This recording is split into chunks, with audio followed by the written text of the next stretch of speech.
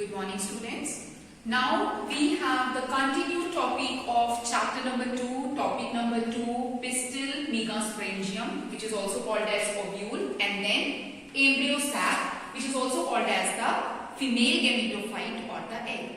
So in the previous lecture of ours, we discussed the detailed structure of pistil, the technology or the technical terms involved in the topic of pistil, structure of the pistil, and then megasporangium, structure of the typical anatropic ovule. Fine.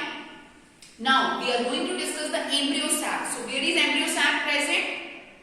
Recapitulated, it is present inside the megasporangium. We have a structure of ovule, and inside the ovule nucellus is present. Inside the nucellus, embryo sac or female gametophyte is present. So first of all, first we have to discuss before discussing the embryo sac, one process, megasporogenesis. Fine. So what is this? The terminology itself indicate that megasporogenesis, the formation of the megaspore, that is functional megaspore, or we call it as the female gametophyte or the egg. So the formation of megaspore, and where it is present inside to the embryo sac, that is inside the formation of the megaspore from MMC, megaspore mother cell, to form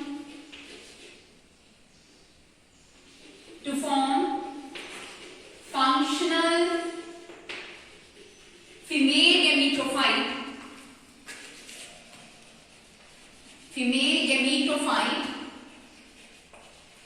and where it is present inside the megasporangium, that is in the ovule, inside megasporangium, and this whole process it is termed as megasporogenesis. So basically beta, it is a monosporic development also. Monosporic development. And why it is called as the monosporic development? Because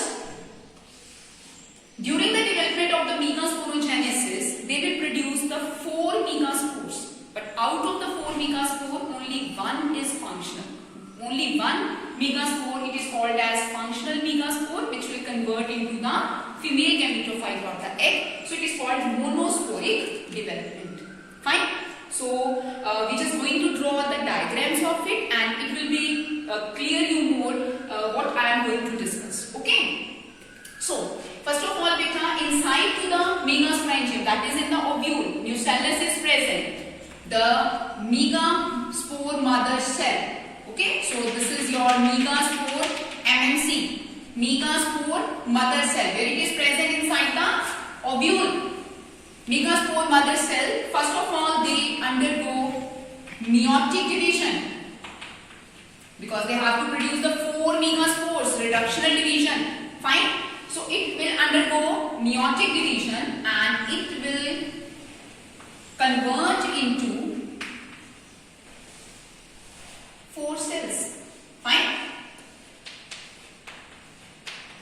But only one megaspore is a functional megaspore. The rest, the 3 cells, they are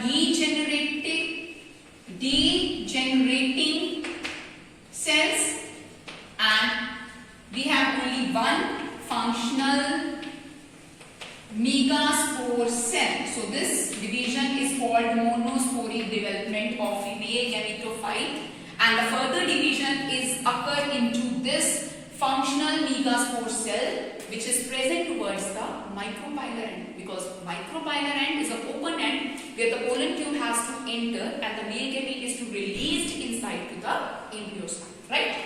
So now the further division into the functional megaspore. So I am taking this functional megaspore. So this is our functional megaspore cell.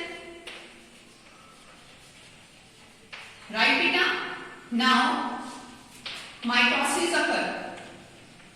mitotic divisions has to occur. So it is 2 nucleated stage. It forms a 2 nucleate stage. Then it will form 4 nucleated stage. And then it will convert into 8 nucleated stage. Fine. So first meiosis occur. After the meiosis, the one functional megaspore produced. Then in the functional megaspore, mitosis occur and this 8 nucleated stage will form.